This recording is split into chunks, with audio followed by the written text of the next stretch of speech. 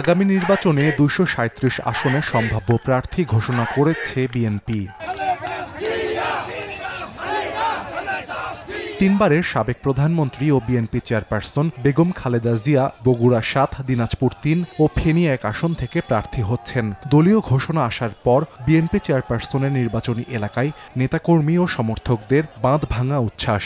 দিনাজপুর সদরের জনগণের মনের দাবি আজকে পূরণ হয়েছে। তিনি দিনাজপুর থেকে নির্বাচন করছেন, আমাদের দিনাজপুরের জন্য অনেক বড় একটা পাওয়া। কল্পনাতীত ভোটে আমরা আমাদের দেশের থেকে বেগম খালেদা জিয়া বিজয়ী হবে, অর্থাৎ ধানের শীষ বিজয়ী হবে। ধানের শীষের পক্ষে কাজ করব।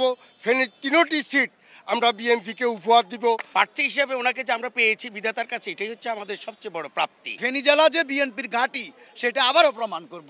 আপনাকেই বলছি, ইন্স্যুরেন্স করলে সিটিতে সুরক্ষা পাবেন নিশ্চিত।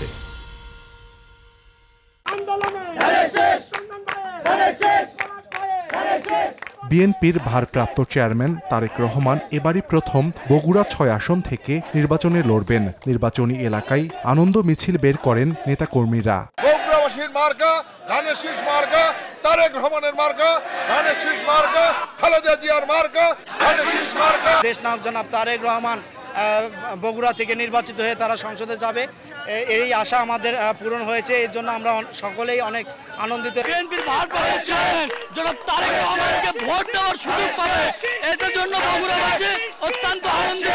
বিপুল ভোটের বিনিময়ে দেশনায়ক তারেক রহমানকে প্রধানমন্ত্রী হিসেবে আমরা দেখতে চাই। বিএনপির মহাসচিব মির্জা ফখরুল ইসলাম আলমগীর ঠাকুরগাঁও ১ আসন থেকে প্রার্থী হচ্ছেন। খবর পেয়েই দলীয় কার্যালয়ে জড়ো হয়ে উচ্ছ্বাস জানান নেতাকর্মীরা। গণতান্ত্রিকভাবে আমরা ভোটটি দেওয়ার জন্য আমরা উদ্গ্রীব হয়ে আছি, বিশেষ করে তরুণ ভোটাররা।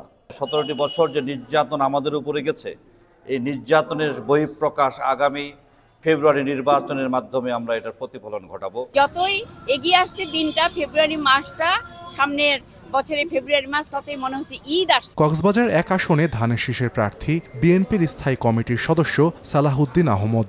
বিভেদ ভুলে দলীয় প্রার্থীর জন্য কাজ করার প্রত্যয় নেতাকর্মীদের।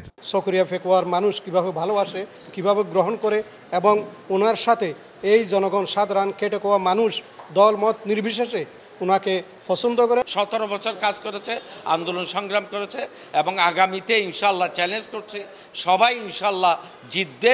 তরুণদেরকে উৎসাহিত করার জন্য, তরুণদেরকে নির্বাচনমুখী করার জন্য এবং আমার ধানের শীষ বিজয় নিশ্চিত করার জন্য ইনশাল্লাহ আমরা তরুণ সমাজ ভালো মিলেমিশে কাজ করব।